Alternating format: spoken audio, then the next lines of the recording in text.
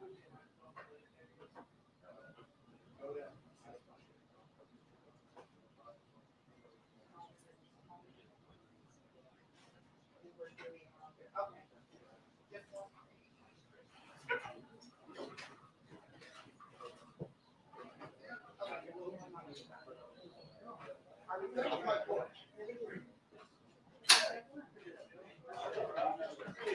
breaking that again? Well, they say not to lock it because it breaks the motor. Oh, makes sense.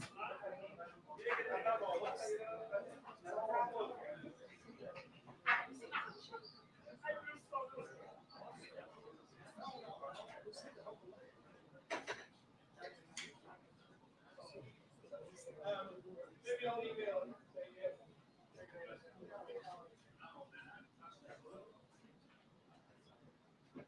It's usually what happens, especially like.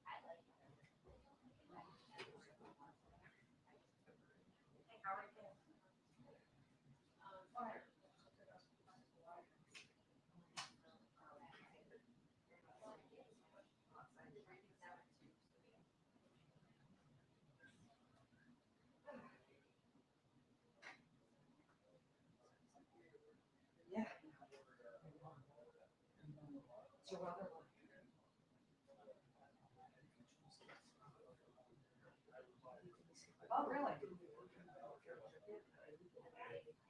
Hey, Sticky Rojas.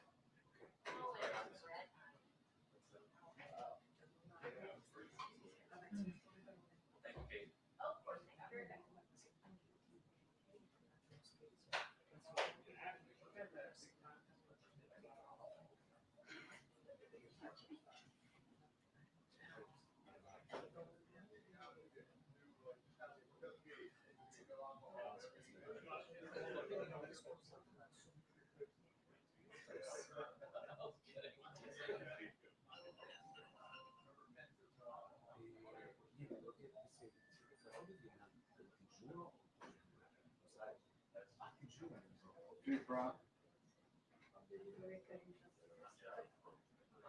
Oh, okay, I'll go get it.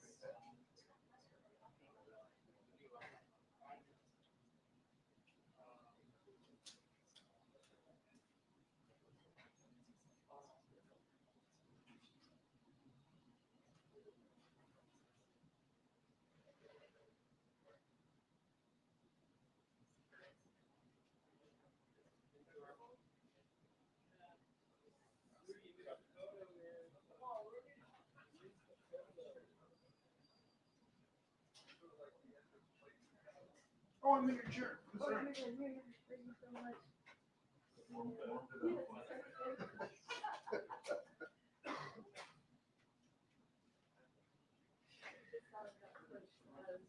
Oh, good time. No, all right.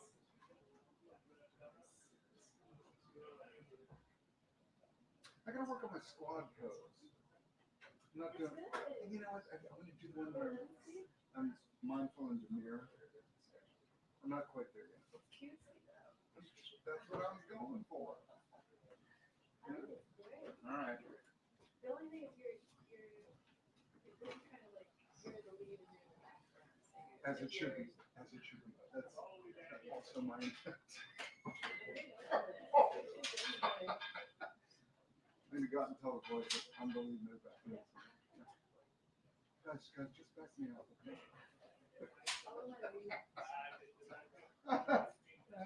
What's your name? Andy, I'm Jim. NBC. Your best camera did it? No, you're fine. Well, I'm sure somebody can walk away. I'm gonna lower my camera.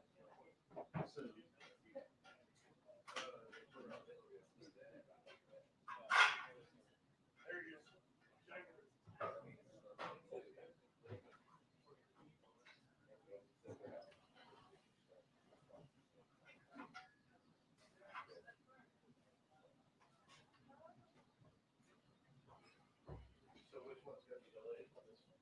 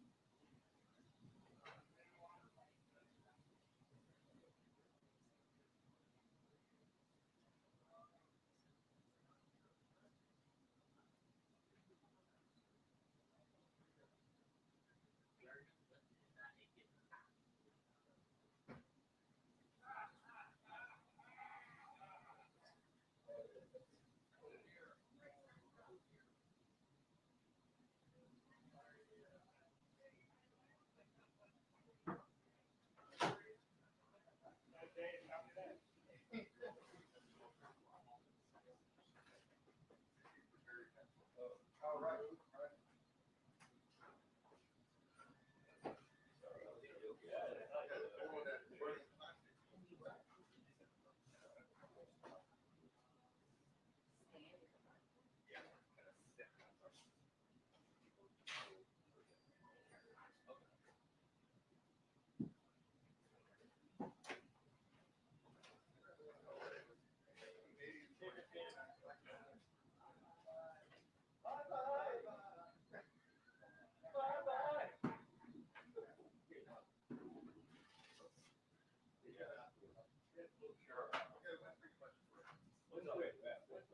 Is there one here watching? I did like that light. This advice is better than mine. What's up?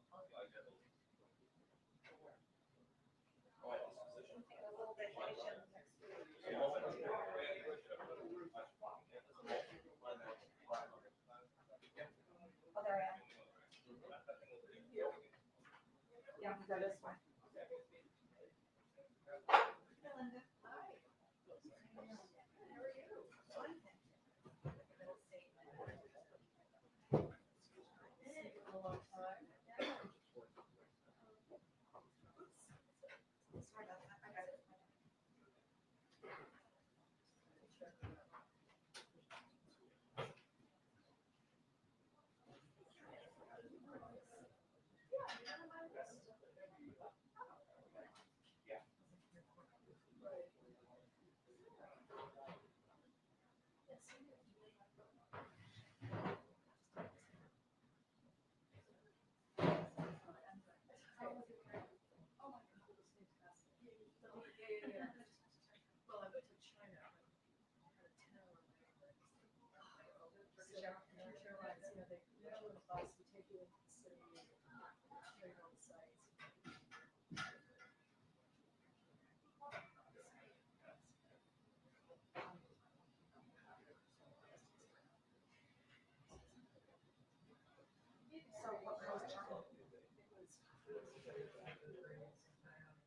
And that was a vacation. Yeah, that's right.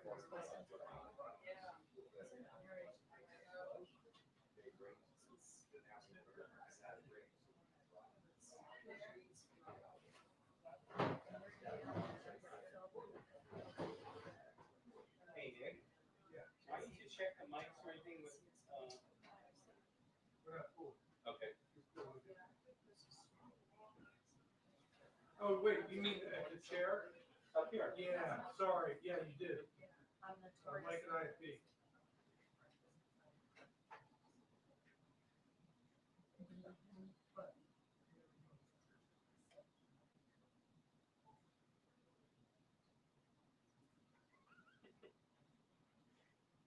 So how's the wedding? How long have you Of course, Mary's not here anyway, right? Yeah, but somebody might. All right.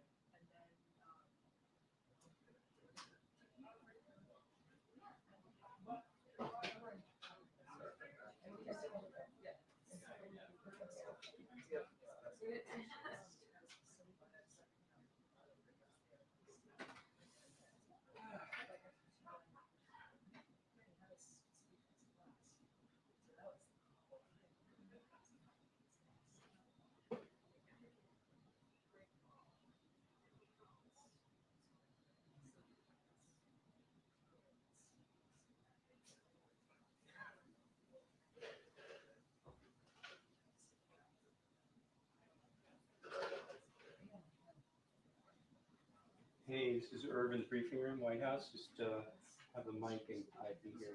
Make sure it's working fine. Thank you. Okay.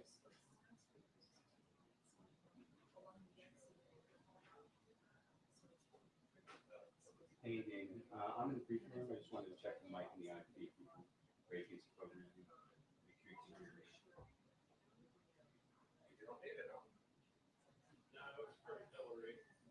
One more time. Yeah, gotcha. Yeah, can you hear me? 1, 2, 3, 4, 5. Cool. Nobody's here. I don't know if any force wants to come in, but just wanted to check. Thank you, Dave. Appreciate it. Thank you.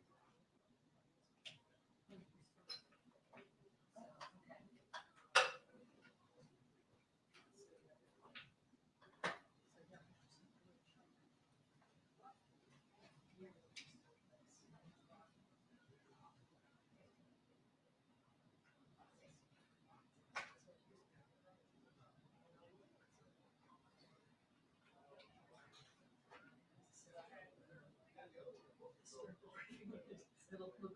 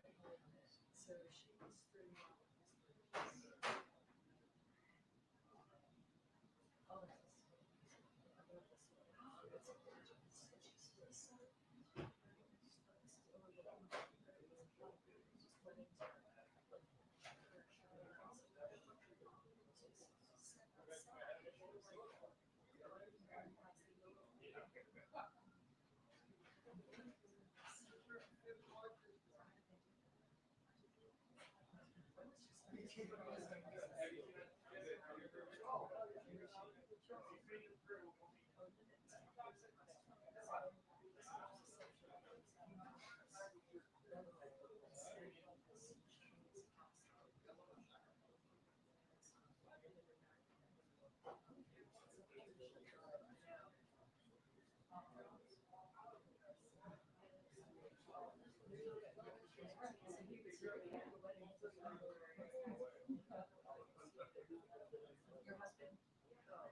yeah, that's what I'm saying.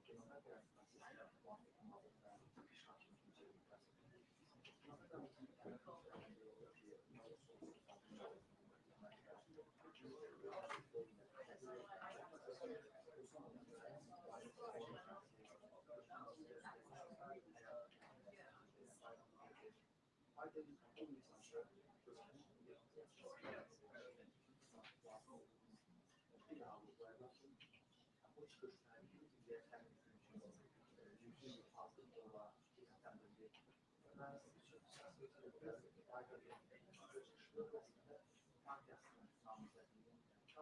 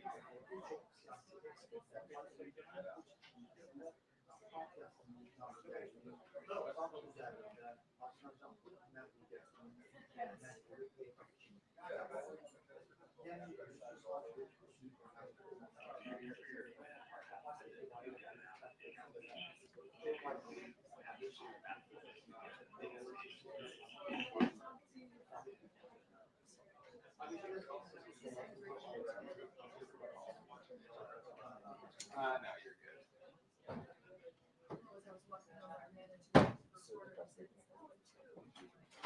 good. We're just doing the same exact. Group 7 says there's somebody in front of you, right?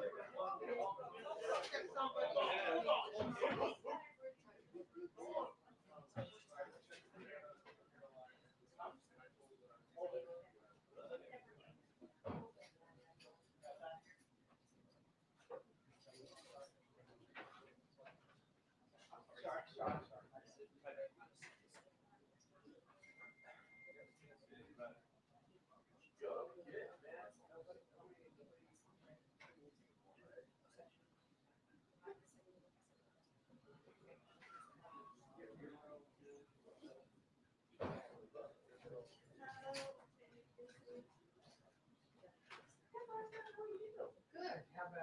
How about yourself? Good, how's the transition? Well,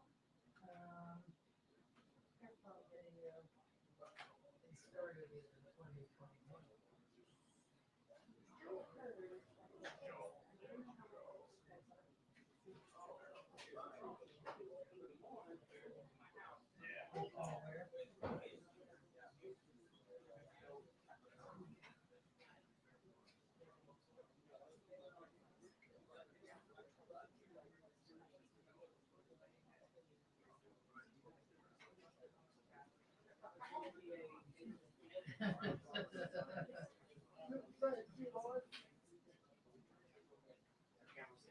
I think so. See, Yeah. Because that would really be good. it's our thing. Well, it's amazing. All right, I mean, so we can 2 o'clock. I mean, this is the only time. Was that? You know, they're running.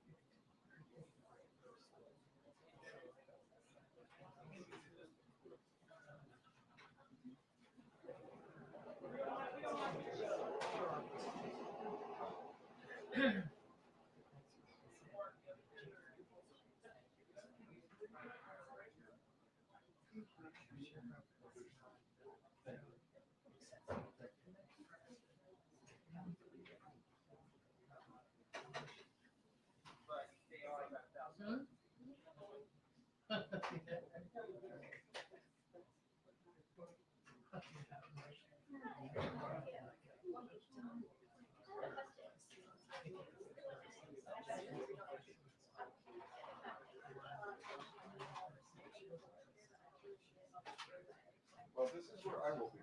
Okay.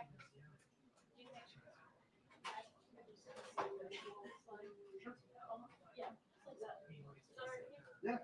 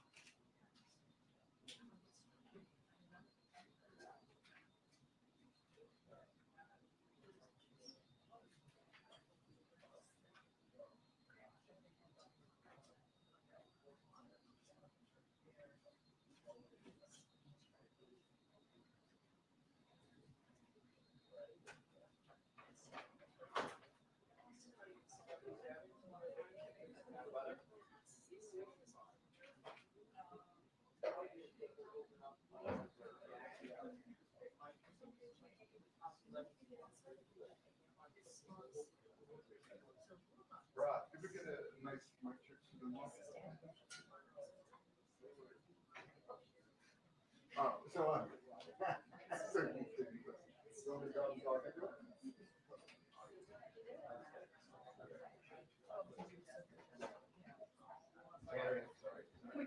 I'll only do the 7 more times.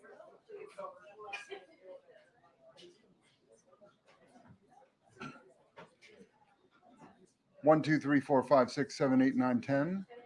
Podium mic, podium mic. 1, 2, 3, 4, 5, 6, 7, 8, 9, 10.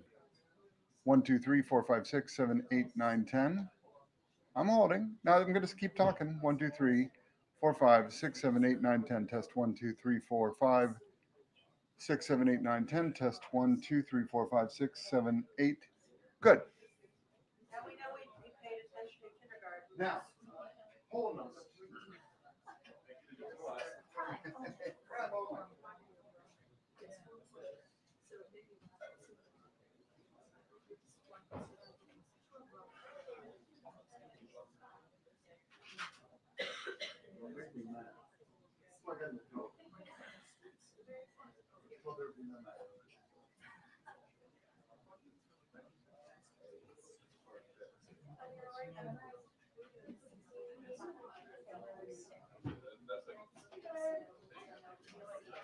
I'm getting tired. It's not a good time for that.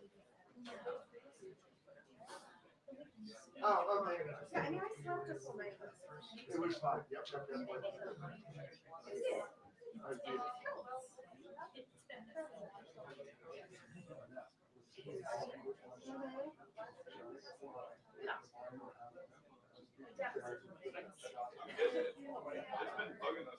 Oh, I see.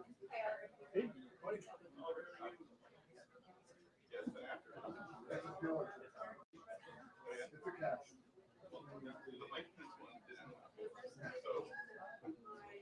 Right, so it's perfect. But it's a talker.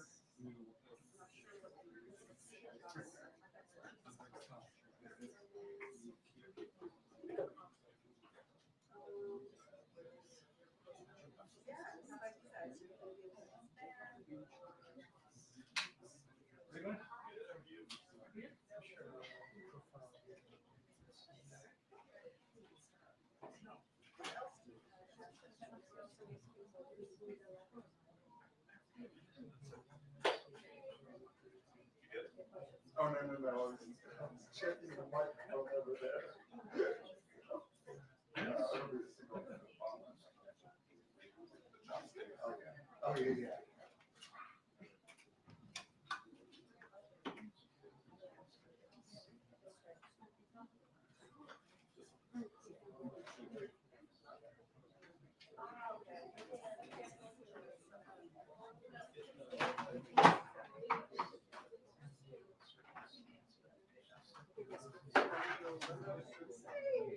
Yeah, I was like.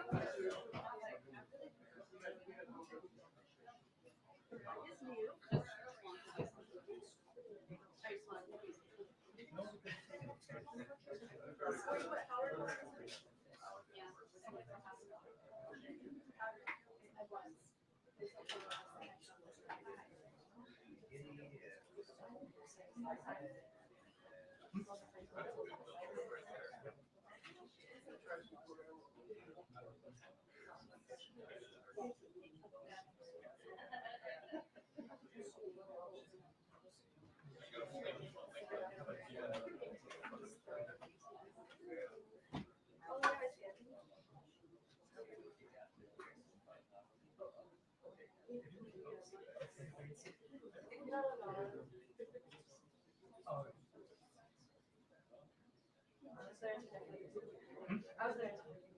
Oh, Yeah, Mom. Yeah, were you guys still? Yeah.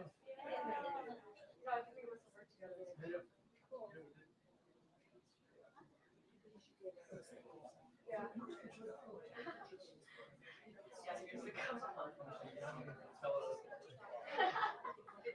No, I just finished a fellowship in New York actually, so I'm just. Yeah. I was in DC before. I went to GW. And then, with Washington. Oh, after that, I did a New York Times. Yeah, it was amazing because I was editing. Actually, I was doing something because I was going. I'd done more photo editing and then yeah, I was doing so I was photo editing at NPR when I got the fellowship, and I was like, oh, like I was doing photography full time for a year. Is it alright if I do other I don't want to be, you know, every, the difference. It's just going looking for myself.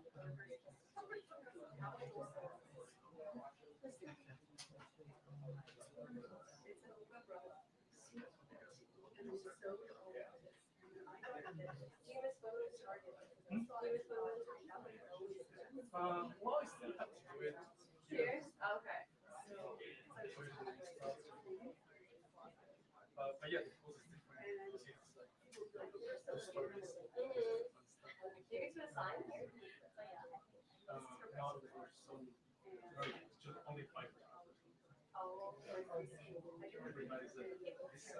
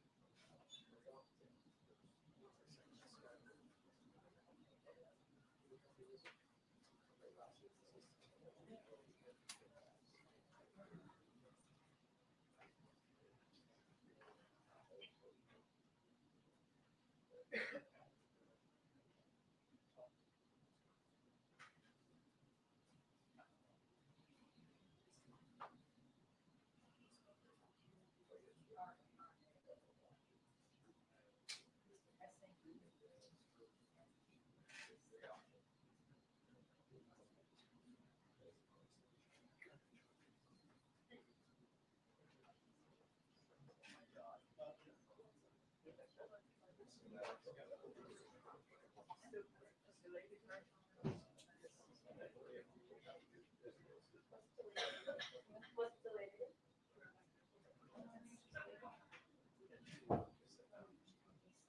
The press briefing will begin in 2 minutes. The press briefing will begin in 2 minutes.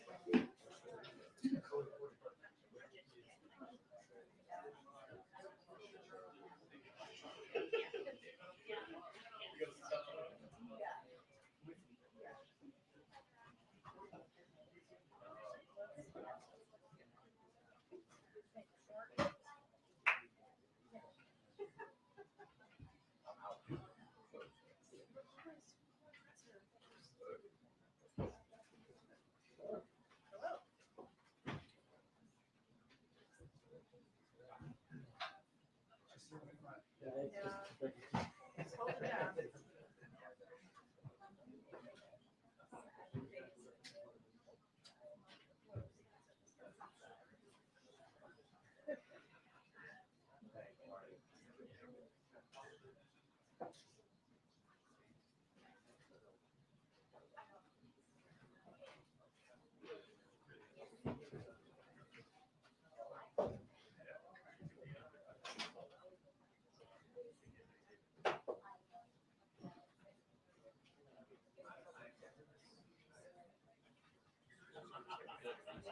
Mine's in the chair, Dave. Thank you.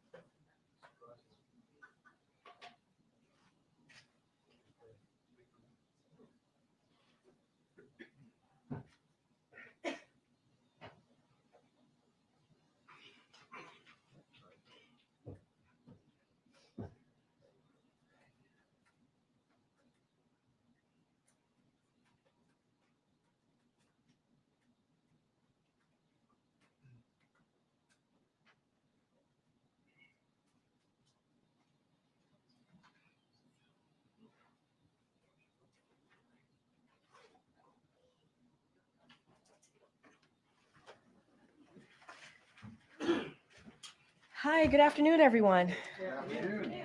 Good to welcome back to some of you out there who are on the trail. Good to see you all. Okay, as you just heard from the president, President Biden, he spoke with President-elect Trump to congratulate him on his victory.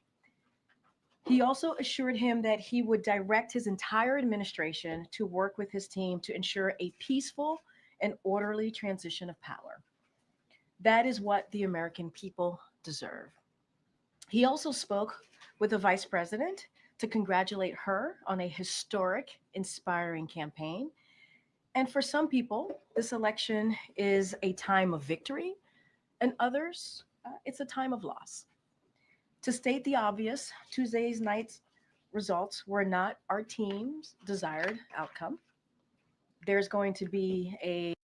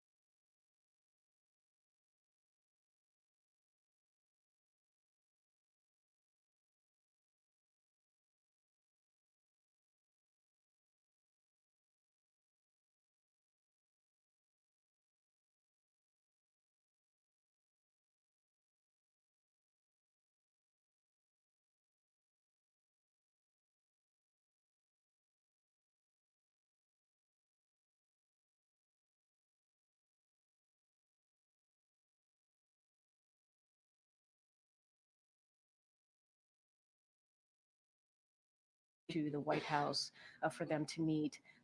Our teams, their team and our team are working on that, and we're certainly will share once we lock something in the near future. Second, when the president spoke in the Rose Garden a little bit ago, one thing he did not do was take any accountability for his party's defeat on Tuesday night. Does he feel any sense of responsibility for the outcome? Does he feel he should have done things differently through the course of this campaign? So there's a lot there, and let me, if you don't mind, give me a second to unpack all of this because I think it's important for the American people to hear this as well. Look, the president has spoken to this, and I'll say it again here. He was certainly inspired by the campaign that the vice president ran, and when he decided to pass the torch over to the vice president, you saw the party come right behind her, support her. Right after he was able to do that. And it's because she was the right person for the job. You heard him say that in 2020, the reason why he selected her as her running mate, because he knew she would be able to do the job on day one. And you heard that obviously once he decided to pass the torch, which he didn't think about, like give any second thought, right? He thought about it and did it. Like it wasn't something that he gave a second thought to, as I just said. He knew it was the right thing to do. And I would want to say as well, is that if you look at the 4 years, almost 3+ years, there are some historic accomplishments that they were able to do together, whether it's beating Big Pharma and now Medicare is able to negotiate, whether it's getting a bipartisan infrastructure law, whether it's the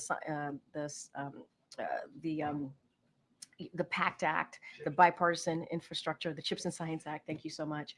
These are things that were able to get us out of the pandemic. And you heard me say at the top that the president is proud to leave the strongest economy for the next person that's coming, for the president-elect.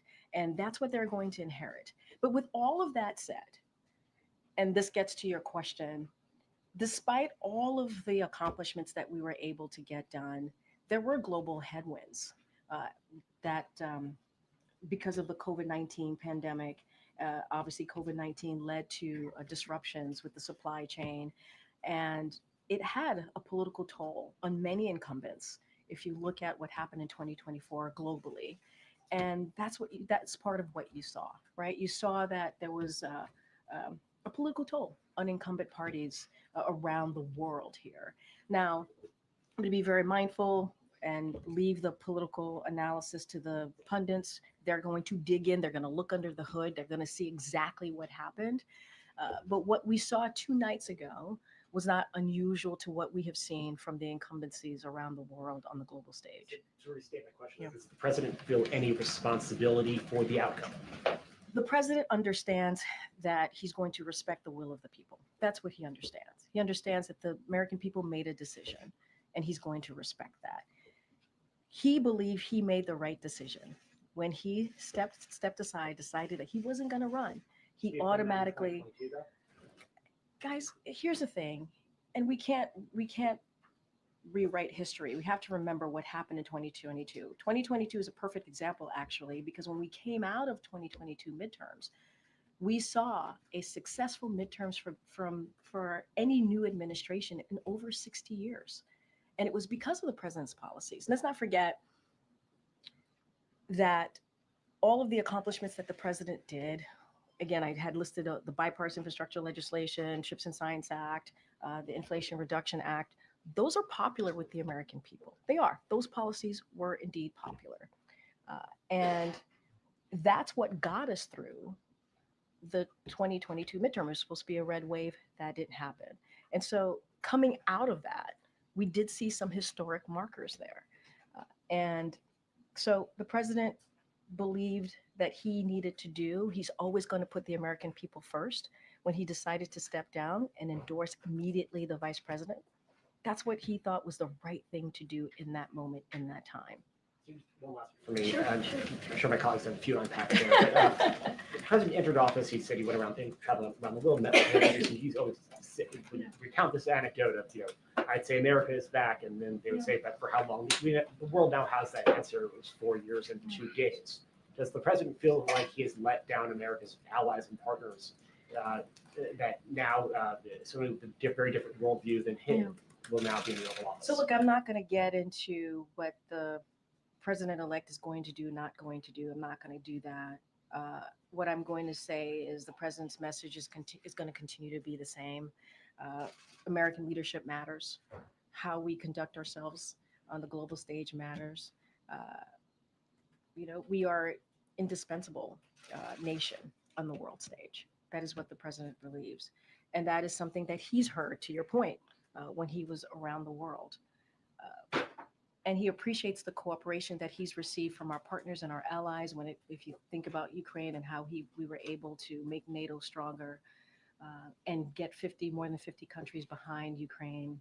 When you think about what's happening in the Indo-Pacific to the Middle East. And so cannot speak to what the next administration is going to do. I can only speak to what the president was proud that he was able to do over the last 3+ years. And that's going to continue to be our focus. And that's what we believe is the right thing to do on behalf of the American people. Okay, Nancy. Thank you. Does the president have any regrets about when he chose to leave the race, or any regrets about deciding to run for a second term? So look, the president is very proud of what he was able to accomplish. He was very proud, and when he made that decision to hand over the torch, pass the torch to the vice president, he believed it was the right decision to make at that time. He believed that she was ready. She was ready to lead on day one, and has been very proud in what he's been able to deliver. And as I was talking to Zeke, or answering Zeke's question a moments ago, what we saw 2 nights ago was certainly very much in line to what we've seen in other G7 countries in incumbencies, the role, the toll that the pandemic took, even though we were able to lead in the world when it comes to the economy. We saw what happened in other G7 countries. And so that is what we believe. Look, there's going to be a lot of punditry, a lot of election experts who are going to have their opinions, who are going to have their thoughts. But the president is very, very proud of what he's been able to accomplish, and incredibly impressed for what the vice president was able to do. Has the president been hearing from foreign leaders about the outcome of this election, and have they expressed any concerns to him? What has his message been to them? So I don't have any calls to read out about the president's speaking to foreign leaders. It's only been two days, as I just mentioned, and so don't have anything for you to read out. But it's very much what I just said moments ago about his message to world leaders about how important it is to have our participation, Americans' leadership on the world stage, and what that means. And we've been able to see that for the last 3+ years, whether it's Ukraine, whether it's the Middle East, whether it's Indo-Pacific. A lot of that, making NATO stronger, was certainly the president's leadership. And that's what other allies and partners, that's what they rely on us on. And so we're going to continue to do that. That's going to be our focus the next 74 days. I just don't have anything to read out. But our message is America is going to continue to be there. I can't speak to what the next administration is going to do. And the president said today that he's going to assist with the transition. Yeah. Has the Trump transition team been responsive? Have they taken the steps that need to be taken so far in order to ensure an orderly transition? If you're talking about the MOUs that the transition teams need to sign, as of now, the Trump-Vance transition team has not yet entered the agreements with the White House and the General Services. And our Chief of Staff, Jeff Zients, reached out to the Trump-Vance co-chairs. And so we're going to leave that line of communications open. We're going to be helpful here. We want to have an effective, efficient transition of power. And so we are ready to provide that. As you know, the president invited the president-elect, Donald Trump, to come to the White House. And so once we lock that in, we certainly will share that with all of you. But we're ready. We're ready to assist. We've been trying to be there and be ready to assist in any transition with this, obviously, this transition. And so we're going to reach out, have those conversations, and so I'll just leave it there. Okay. Thanks, Karine. Does President Biden believe he could have won if he stayed in this race? President Biden believes that he made the right decision when he decided to step aside and immediately endorse the vice president, and you saw the party come behind her, support her, and he believed it was the right thing for the American people. He put himself aside. This was not about him. This is about what was right for the American people. And that's what he believes. He believes it was the right decision to make. And he's very incredibly proud. And just to follow up on the previous questions, the president said when he stepped aside that his number one priority was making sure that Vice President Harris would succeed him at the White House. That, of course, is not going to happen. So does he have any regrets? In which way? Any regrets in how it all played out? Since I mean, I said this at the top. This was not the outcome that our team had wanted. So are we disappointed? Yes, we are disappointed. It would be false for me to say that we were not.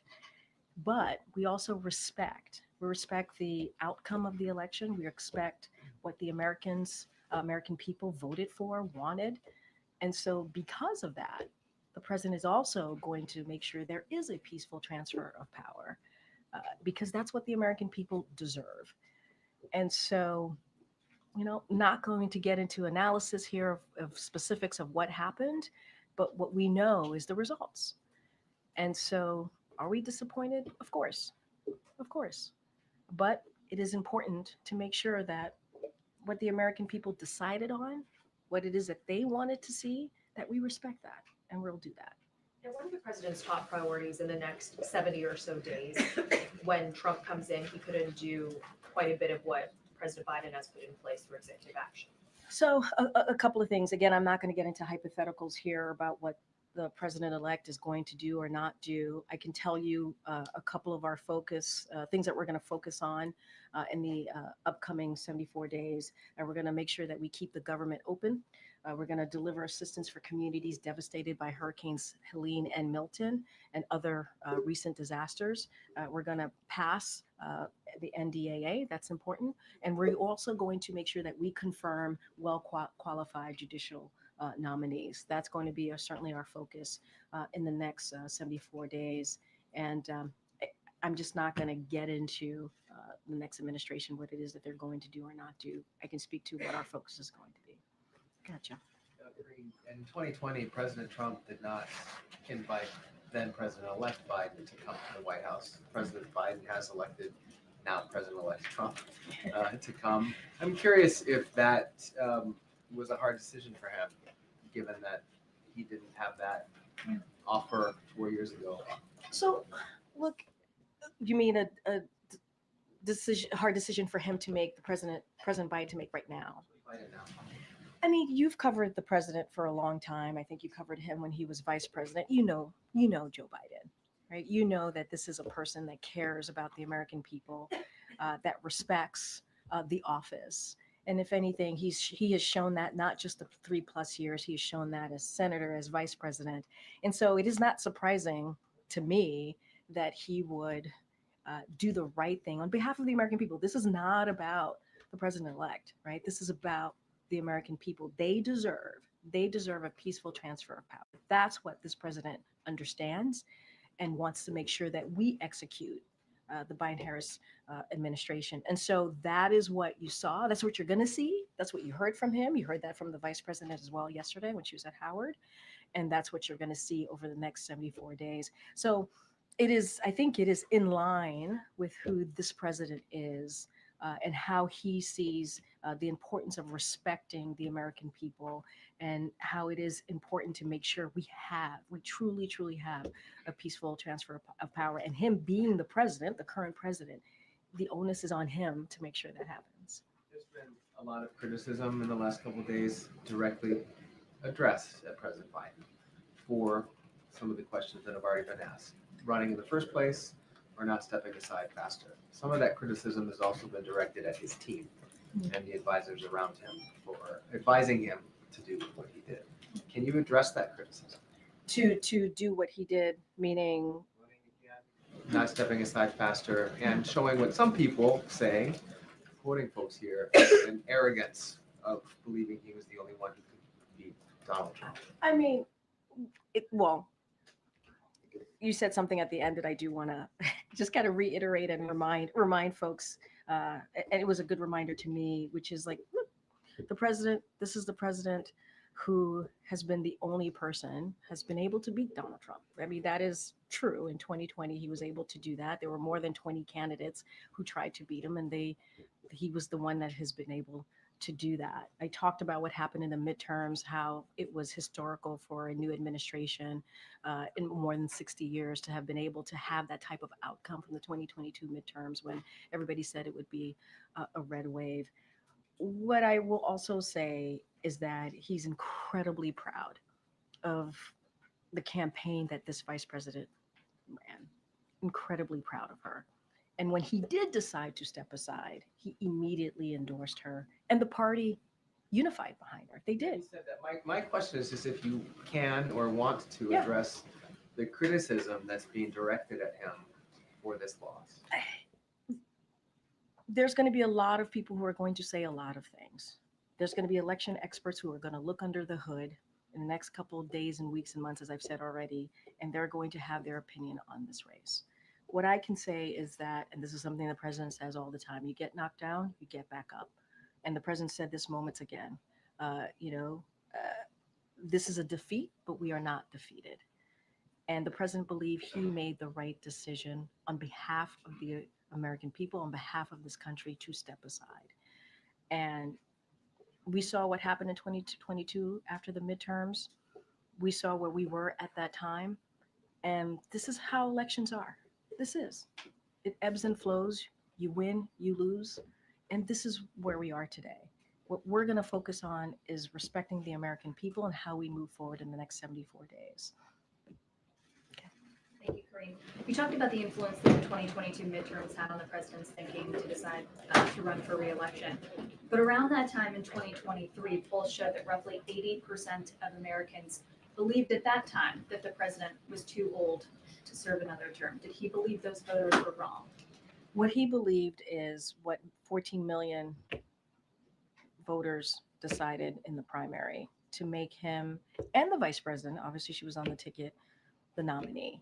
That's what happened. 14 million for this current past primary. 14 million Americans decided that. So they made their decision on who they wanted. They did.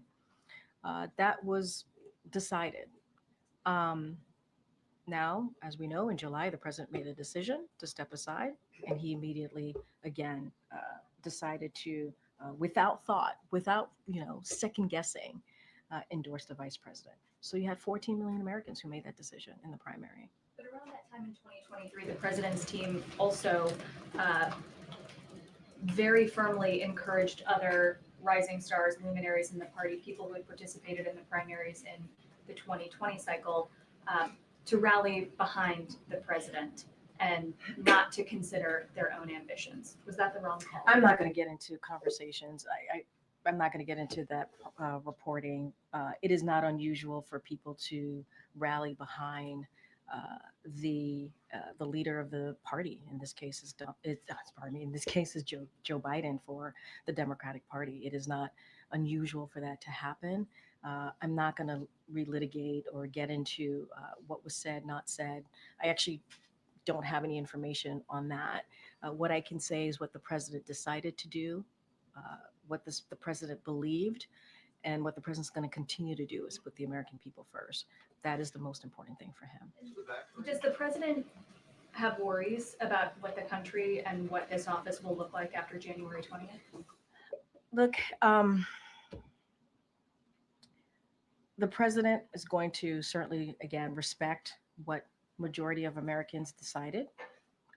They decided they wanted Donald Trump to be president, and he's going to respect that. I don't want to get into hypotheticals about what's going to happen in the next administration, not happen in the next administration. We are proud. The president is incredibly proud of what he has been able to do for the American people.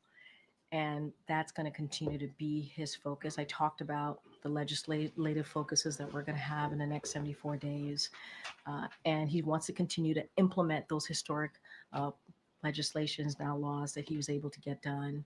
And, the next administration is going to inherit a strong economy, which he's very proud about.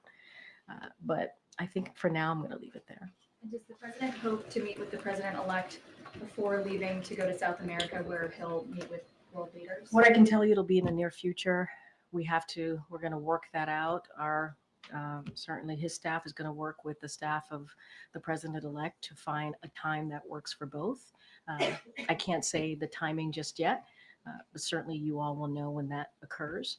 But I can say for sure it will be in the near future. Thank you, Karine. So does the president believe that he could have beat Donald Trump? What the president believes is that he did the right thing for the American people. I'm not going to get into, what could have, would have. He believed he did the right thing. He believed that the vice president ran a really a great campaign. He's incredibly proud of what she's been able to do and how she was able to unify the party and how she stepped up and was able to get running with a impressive campaign. And so that's what he believed. He thought it was the right thing to do. And here's the thing, the party unified behind her. And I think that's what is important. He believed he did the right thing.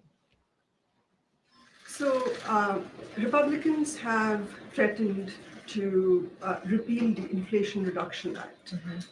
Does the White House have any plans to take any actions to safeguard some of the measures, such as clean energy investments, for instance? So a couple of things. I do want to talk about the Inflation Reduction Act. That is a popular piece of legislation, obviously, that became law. That is, when you think about climate change, the most comprehensive law to be passed to deal with climate change. I talked about beating Big Pharma. When you think about Medicare now being able to negotiate, and not only that, you're obviously to negotiate to lower cost. I mean, there is so much that comes out of the Inflation Reduction Act. Only Democrats voted for it. You have heard us warn about Congress trying to repeal that. And it is popular. We saw what happened when they tried to repeal the ACA, the Affordable Care Act, which became popular and helped tens of millions of people get health care. And so that should be a warning for them. That should be a warning for them, not to go after something that actually helps the American people, that actually delivers on key priorities, and that is actually popular. So I'll leave it there. Go ahead, John. Thanks, Karine. One of the issues debated, discussed quite a bit during the course of the campaign was the issue of reproductive rights. Is the White House president concerned that with a Republican in the White House, Republicans controlling the Senate, a super conservative majority on the Supreme Court, at the very least, we don't know what's going to happen in the House, that reproductive freedoms for women will be rolled back? I mean, that is something that we have said consistently that we are concerned about. I believe 3 national bans on abortion were introduced in Congress. This is something that Republican elected officials continue to go after, the rights for women to make decisions on their own body. Very difficult decision, a decision that should be kept between a woman, her family, and her doctor. And so, it is incredibly concerning. And we're talking about women across the country whose health could be at risk. And so what I can say is the president and the vice president is going to continue to stand with majority of Americans on calling on Congress to restore the protections of Roe v. Wade. That's what we want to see. Are we concerned? Yes, we're concerned. Nothing changes about our concern about that post-election. And Republicans in Congress have made themselves very, very clear. And so we're going to do everything that we can when we have taken steps to protect women and this decision, important critical decisions that they have to make. And so that will certainly continue. You said the vice president ran a great campaign, and yet she underperformed in every state compared with President Biden when he ran in 2020. Why do you suppose that was? I'm not going to do punditry from here. That is not something that I'm going to do. I'm not going to dive into the data. I'm not going to do that. There's going to be plenty of time for election experts to look under the hood, to tinker around in it, figure out what happened. I'll leave that to them to deal with. But I would say she ran an impressive campaign. Some of you reported that. What she was able to do, it was impressive. how the amount of money she was able to raise, how she was able to put together a campaign around her, right? A campaign that obviously the president built and was happy to hand that over to her. And she stepped up to the moment. Now there's going to be a lot that's going to be discussed about what happened, the data, exactly what occurred. And so I'm going to leave that to them. But what I will say, and I think this is just a data point that I've been talking about what we've seen in G7 countries, what we've seen with incumbencies after the pandemic, because what the disruptions that the pandemic caused, even though we did what we did everything that we could to have policies to get us out of the pandemic and leading the world on the economic front, there were political toll, right? The pandemic led to some political tolls for incumbencies. That's just a data point that I'm sharing with all of you that has been consistent to what we've seen with G7 countries. And so I'll just leave it there. Go ahead, Karen. Thanks, Karine. We heard the president say recently in the summer that the former President Trump's vision for America is dark and that it's not who we are. But given the results on Tuesday night, does he think he misjudged where the country is right now? Look, the country spoke. They did. Majority of the country spoke. They were very clear on where they wanted to see the direction of this country. And we're going to respect that. We are. We're going to respect that. But to your question about what the president said, the president always believes it is important to be honest. He sees it as an obligation to be honest to the American people. And that's what you heard from the president that said there. But again, American people made a decision. We're going to respect that. We're going to have a peaceful transfer of power. That is something the president is going to lead, right? He's going to lead by example. That's what you're going to continue to see in the next 74 days. Thanks, Karine. Picking up on that point just a little bit, earlier you said that the White House's view when it came to reproductive rights did not change from pre and post-election. The president repeatedly referred to Donald Trump as a threat to democracy over and over again. And this morning, though, he said we're all going to be okay. So was that just political rhetoric? I mean, if you know the president, you know that him saying we're all going to be okay, he's an optimist, right? He believes when you get knocked down, you get back up. We lost, but we're not defeated, right? We suffered a defeat, but we're not defeated. And that is the president's optimistic nature. And it's very similar to the question that I just got from Karen. The president believes, as you asked me about the threat to democracy, believes in being an obligation to be honest to the American people. And we cannot forget, it wasn't just really quickly, it wasn't just the president who was saying this, right? I mean, you had the former president, now the president-elect, talked about an enemy within, right? He talked about mistreating Americans who disagree with him, about terminating the Constitution. We heard from his former chief of staff, John Kelly. And let's not forget the former defense secretary, Mark Esper. We heard from them and what they had to say. So we weren't the only ones saying that. And the president does believe that he needs to be honest, has an obligation to be honest to the American people. Now we're in a situation where the American people have spoken, and we're going to respect the outcome of the election 2 days ago, because we have to respect our election system. It's important to do that. And at the same time, he's still a leader. He wants to make sure that he shows optimism, right? He wants to make sure that people understand that there is a tomorrow, right? There is going to be another opportunity to have your voices heard. And so that is very much quintessential Joe Biden, I think, if you have followed him and really reported on him for the past several years. To be clear, you still believe that Donald Trump is a threat to democracy? I think that the president was very clear what he stated, and it was very honest. And what we are trying to do, and I get your question, what we are trying to do is respect what the American people decided. We're not trying to cause any divisions here. We're trying to be very respectful of what the American people, but again, when he spoke, he wanted to be honest with the American people and shared what he believed. And it wasn't just him. But right now, we want to move forward. We want to make sure there's a peaceful transfer of power. That's what the American people deserve. On another topic, do the election results ramp up the urgency to get more aid to Ukraine?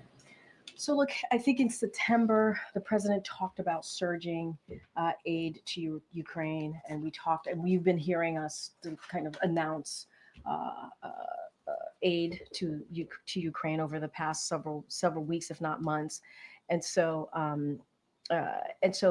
that's not going to change. We're going to surge and get that out there to Ukraine. We understand how important it is to make sure they have what they need, and so.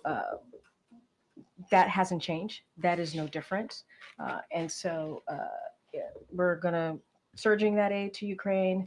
We're going to continue to make sure that they have the strongest everything that they need on the battlefield to push back against Russia's aggression. So that certainly doesn't change. And we have taken action to strengthen Ukraine's air defenses and enhance their battlefield capabilities. And so we are committed. We continue to be committed. But we've been surging that aid for some time. Like I said, when the president made an announcement back on September 26th. And so that's going to continue for sure. And one last one, if Sure. I may. Yeah, Senator sure. Bernie Sanders, he says that he has suggested that party leadership abandon the working class. What's the White House response? I mean, look, obviously we respect Senator Sanders. He's been a partner with us in many of the important historic pieces of legislation that we were able to get passed. Certainly the senator has been a partner with us. Here's what I will say to that is the president has been called the most pro-union president when it comes to working class, right? Pro-union, if you think about unions, we're talking about the working class, right? And he's done everything that he could to make sure that we created jobs where you don't need a college degree, right? Think about the Bipartisan Infrastructure Act. You think about the Chips and Science Act. Those legislation created jobs, are going to create thousands of jobs where you literally could get a six-figure salary a year and not have to have a college education. And the president created 16 million jobs in the past more than 3+ years. And it is because wages went up, right? Unemployment has gone down. And he believes everybody deserves a shot. You hear him say that. Everybody deserves a shot. And building an economy from the bottom up, middle out, making sure that we are continuing to grow the middle class. I think you see that in his policies. And so, respectfully disagree with the senator. And I think you can talk to unions. You could see the jobs that we've been able to create to disprove that. And this is a president that cares certainly about the people who do get forgotten, the people who are not able to make ends meet. He understands what it's like to sit around a kitchen table trying to figure out how you're going to pay for a medical bill, how are you going to pay for your kids' school, how are you going to pay for groceries. And so does the vice president. Go ahead. President-elect Trump has heard from a number of world leaders since the election, Xi, Macron, Zelensky, Netanyahu. What is the level of concern that Trump may try to conduct foreign policy in this transition period and get in the way of some of the president's foreign policy priorities? I mean, look, it's not unusual, right, for a president-elect to hear for world leaders, especially after an election win. I don't have anything beyond that. I'm not going to speculate beyond that, and so I'm just gonna leave it there. And does the president see this election as a setback to some of the efforts he's been making to try to get the hostages released, to try to bring peace to Gaza? So look, since you mentioned Gaza, we're going to continue to work to get to advance diplomatic efforts, obviously to end the war in Gaza and secure the release of all the hostages. That's what we're going to continue to do, and as well as our efforts to get to a resolution in Lebanon that ensures citizens on both sides of the blue line can safely return home. And so that's going to continue in the next 74 days. That's going to continue to be a focus, and that's going to continue to be a commitment. Does this make it harder though? It's asking for speculation. I'm not going to speculate. All I can speak to is what we're committed to do, but that doesn't change. That certainly doesn't change. Go ahead, Tam. Thank you. As you said, the Trump team hasn't yet signed those memorandums of understanding with GSA. Does that in any way impede your ability to help there be a smooth transition? Are there any practical implications in terms of what this White House is able to do? Okay, a couple of things. I'm glad you asked this. So there are two memoranda of understanding under the President Transition Act. The first one is the MOU that's with the GSA, which offers services like office space, equipment, and supplies. And then the second MOU is with the White House, which outlines access to agency employees, facilitates and information. So yesterday, the Chief of Staff here, Jeff Sines, reached out to Trump Vance transition co-chairs. That's Howard Lutnick and also Linda McMahon to make clear our intention to lead an orderly transition and reiterate the role the agreements play in initiating transition activities. Zients, Jeff acknowledged the public comments in mid-October by co-chairs that they intend to execute on the MOUs, which both parties in the past transition have agreed to. So he stressed that the White House and the administration, we're ready to assist. They said that they were going to, and so we'll leave that to them. What happens if they don't get signed? I'm not going to get into hypotheticals from here. Anything now? I mean, look, we're here to assist. We want to have a peaceful transition of power. We want to make sure they have what they need. I laid out, there was a reason I wanted to lay out the two MOUs for folks to understand. And look, they said they have an intent to do so. We're going to leave it to them. That is really a question for them to answer. We are ready. We are prepared. We want this to work. And so we stand by that. And we heard from the president today. However, he did not take questions. We're hearing from you. We would like to hear from the president. It's traditional for the president to come out. It would be much easier to ask him, for instance, how he feels about the election. Sure. Are you going to make that happen? He will be looking forward to talking to all of you soon. And when that happens, we will let you know. You're talking about like a actual press conference. Press conference. Okay, we have 74 days. Go ahead, Dan. Thanks. Does President Biden? Does President Biden fear for Ukraine's future after Donald Trump's victory, given that he's, talks about cutting aid, about pushing through a peace deal? Look, I've been pretty consistent the past couple of questions. I don't want to speculate what the administration is going to do or not do. I'm going to focus on today. I'm going to focus on the next 74 days. That's what I can speak to. As you've seen, this president, our allies and partners have rallied behind Ukraine, stood up to Putin's brutal invasion of Ukraine, building a coalition of more than 50 countries to make sure Ukraine had what it needed on the battlefield. And we're going to continue to do that. We're going to continue to surge assistance, support that they need to Ukraine so that they are able to defend their freedom and fight for their independence. And protect themselves from Russia's aggression. That is what we're committed to. That's what we're going to continue to do. I'm just not going to stand here and speak to what the administration is going to do or not going to do, the upcoming administration.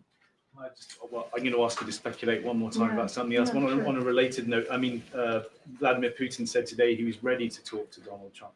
Would that be a good idea? I'm just not going to speak to that. I mean, he's the president-elect. That's what the American people decided. I can speak to what we're going to do the next 74 days, our continued commitment to make sure that Ukraine has what it needs to beat back Putin's aggression. And that's what I'm going to speak to. Okay. Thanks, Karine. I have two questions on pardons. The first, does the president intend to pardon any administration officials or people that Trump has threatened with any sort of legal actions? He's got 74 days, as you mentioned. Yeah, I know pardons is going to be a big part of the questions that I get here over the next several weeks and couple of months that we have.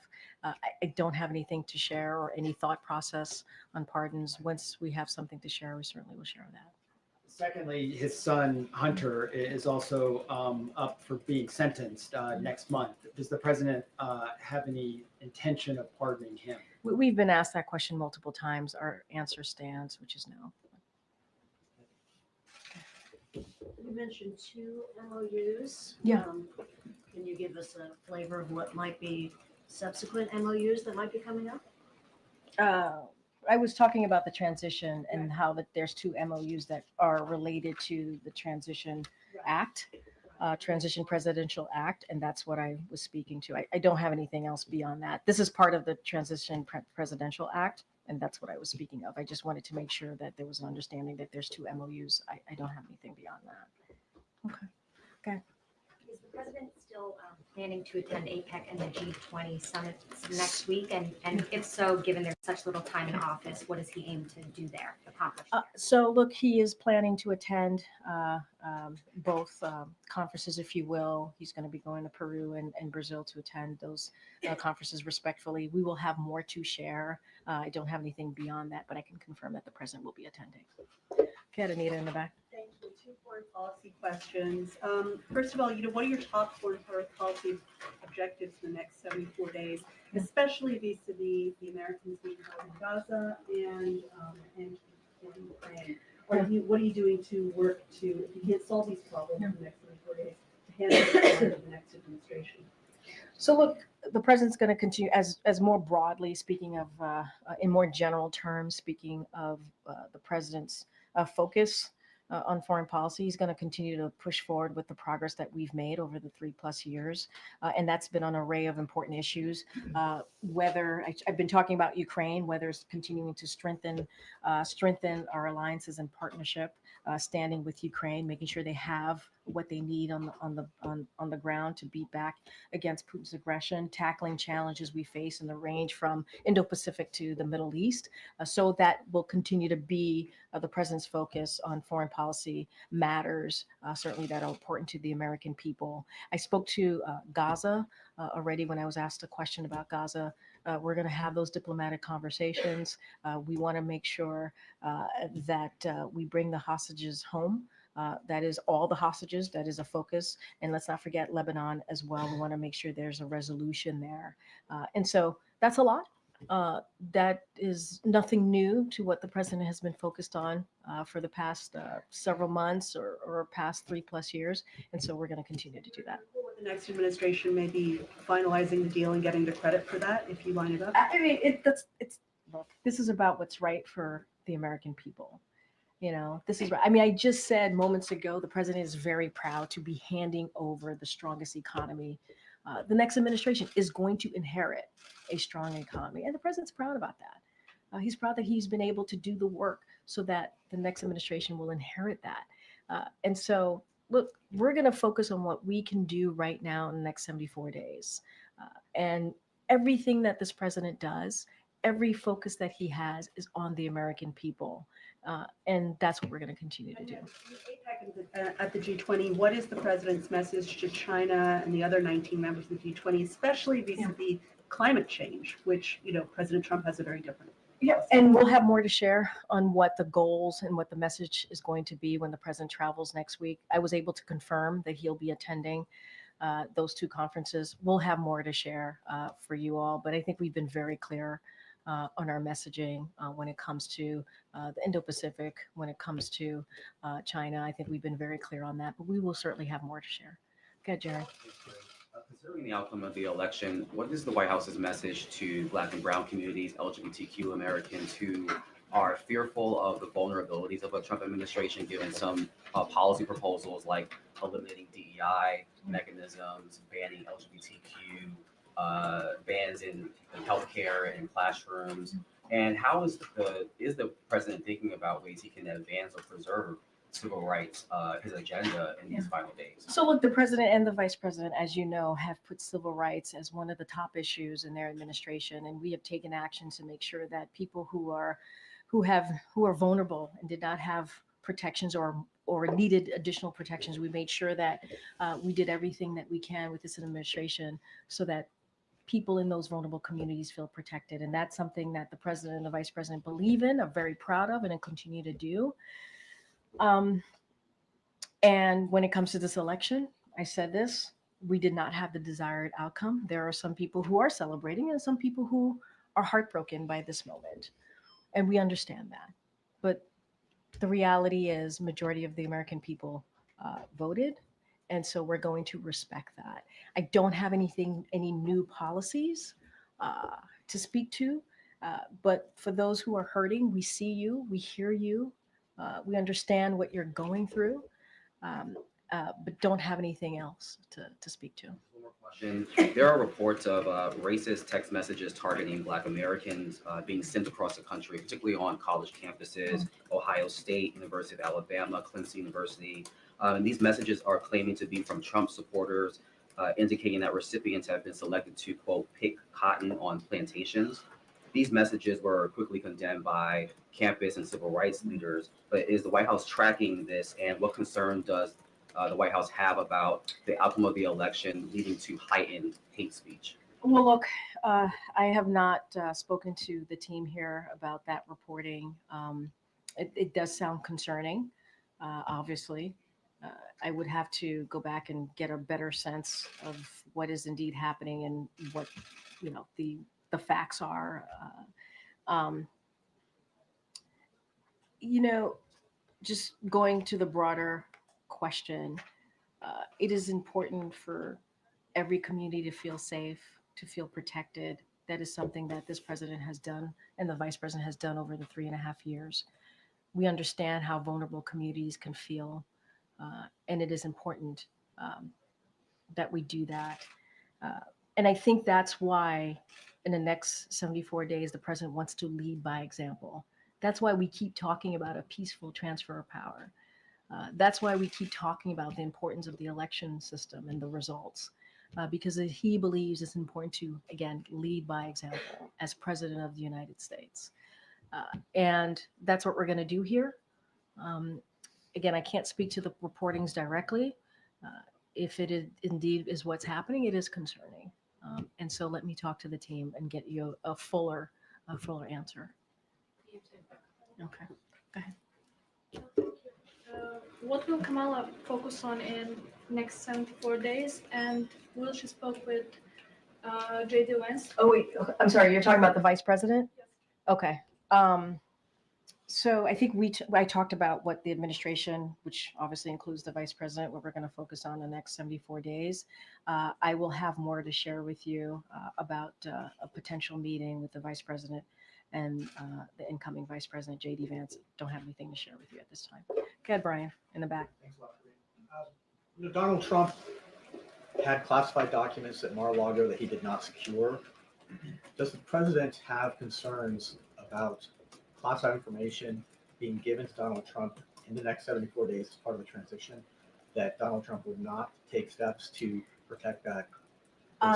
Look, I'm going to leave it to ODNI to speak to whatever information, classified information. I'm not going to get into speculation from here, and just leave it there for now. Oh, yeah, sure. When President Biden invites Trump to the White House, will he also invite the other living presidents? Will he invite Barack Obama, George W. Bush, and Bill Clinton to be there as well? I don't have anything beyond President Biden inviting the president-elect when they spoke recently. I don't have anything more. Obviously, when that meeting lands in the very near future, we will share that. The teams are working on it. I just don't have anything beyond the president inviting the president-elect. Go ahead, Phil. Thank you. First, a quick follow-up. Just, does the president still stand by his description of the former president, now president-elect, as an existential threat to democracy? I don't have anything else to share beyond what I said. The president believes, when he said it at the time, he believes he had an obligation to be honest with the American people. I laid out what people who, former staffers of the former president said. We're talking about John Kelly, former chief of staff. We're talking about the former defense secretary. They were very clear. And we also heard words that the president-elect said, enemy within, going after people who disagree with him. And so the president is always, always going to be very honest with the American people. I don't have anything else to share beyond that. Look, we are being very clear here, right? The outcome was not what we wanted. And the American people have made a decision, and we want to respect the decision that the American people have made, and we are going to make sure that the American people get what they deserve, which is a peaceful transfer of power. And we're going to continue to focus on issues that matter. We believe that matter to the American people in the next 74 days. So it sounds like his assessment hasn't changed. He was being honest. He has an obligation, and he was being honest with the American people, and he will continue to do so. A question about the peaceful transition. Sure. What is President Biden's message to career civil servants who will carry over into the next administration? Does President Biden believe that they should be fully cooperative as the next president seeks to put his agenda into action? Fully cooperative. Not slow things down. Oh, no, Republicans are Yeah, I voice mean, a lot look, of we're saying frustration. that we want a good, a peaceful transition. We want an effective, efficient transition. That's what we're saying, and that's in the president's administration, career, political. We want to make sure that that transition happens in an orderly way, and we're not looking to slow down anything. We want it to happen. That's what the American people deserve. This is not political here, folks. This is not about politics. This is about the right thing to do for the American people. They've made a decision, and we're respecting that. Thank you. Yeah, no problem. I don't know how much gets her. Are members of the Trump team traveling with the president and government officials to Lima to the APEC summit? I'm sorry. What's Are- the? Are members of the Trump team traveling, or are they going to be in Lima? You're going to have to ask the Trump team. I can only speak for the president. Yeah. Go, Jackie. Just to follow up on the pardon question, is a commutation also still off the table? For who are you talking about? Oh, no. I mean, we're not. That's not what we're going to do. You had said on Air Force One that the president would not consider a commutation of his Yeah, sentence. that You're stands. saying that still Yeah, stands? yeah, Okay, that great. stands. Yeah. And then I heard you earlier in the briefing talking about the pandemic's role in the outcome of this election. And it sounds like that is being looked at internally as potentially one of the causes of this outcome. But Richie Torres, the congressman, tweeted, Donald Trump has no greater friend than the far left, which has managed to alienate historic numbers of Latinos, Blacks, Asians, and Jews from the Democratic Party with absurdities like defund the police or from the river to the sea or Latinx. Is the administration, campaign, the Democratic Party looking at the pandemic as the cause rather than, is that easier So than let's- looking in the mirror? Let's step back here. I think I've been, and the president and the vice president has been pretty clear in understanding that the American people have spoken and respecting that. I think we have tried to be incredibly respectful of what happened 2 nights ago. And we're going to continue to do that. And I'm not going to speak to every person in the Democratic Party who has an opinion or a thought. I'm just not. It is not something that I'm going to do. I talked about the political toll on incumbent parties around the world as a data point, right? As something that we have seen pretty consistently with G7 allies in this time. And obviously, one of the things that occurred was the pandemic. It did. It caused disruption. It caused the supply chain to be disrupted and and caused the economy to be turned upside down. While we put policies and we are in fact leading the world on the economy, it doesn't stop the fact that there has been a political toll for incumbents. That is something that I'm telling you as a data point to share, because we know that you guys would have questions. That's a data point that I'm using. And I'm also saying that there's going to be election experts in the next days, weeks, months, who are going to, again, looking under the hood, kick the tires, trying to figure out exactly what happened 2 nights ago. And so they're the pundits. They're going to speak to that. They're the experts. And so we'll have more information as they look at the data. And so we'll leave that to them. And so I'm offering you our perspective, our thoughts, how we're going to move for the next 74 days. And I think what Americans should be assured of is that this is a president that's going to put the American people first. That's what people can be Is that assured for. examination happening at all inside though? Because as Gabe mentioned, you know, this administration messaged to millions of Americans that they're going to wake up day after the election if Trump won and have their rights stripped away, that democracy would crumble. And the president said today we're going to be okay. So how do you square that? I can square that. I'm going to square that in a way that hopefully makes sense because I've been answering this question multiple times. The American people made the decision. There was an election 2 nights ago. There was. And it was a free and fair election. And we respect the election process. We do. And Americans spoke. And so the job of the president is to make sure we respect that. The job of the president is to make sure that we have a peaceful transfer of power. That is what the American people deserve. And that's what we're going to, it's not complicated. It's truly as simple as that. As simple as that. The president called the president-elect, invited him to the White House. You know why? Because that's customary. That is customary. That is what you do. If you respect what the American people decided, that's what you do. And that's what the president's going to make sure that the Trump transition has what it needs, which is being led obviously by our chief of staff here. Why? Because the president wants to lead by example. It's not complicated. It really isn't. And you know, that's important. Example is the message to people who are fearful based on what the messaging was about the state. Well, now you're just twisting everything around, and that's really unfair. No, it is. No, Jackie, it's unfair because I've been standing here trying to be very respectful to what happened the last 2 nights ago. Being respectful. I've been standing here saying that we respect the decision that the American people made. I've been standing here and saying that the president's going to put the American people first.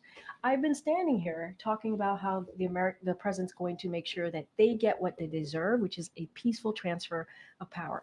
I do not appreciate having my words twisted. That is, I have been very clear, very clear about what the president wants to do and the vice president.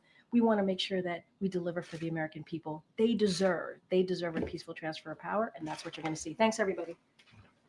Have a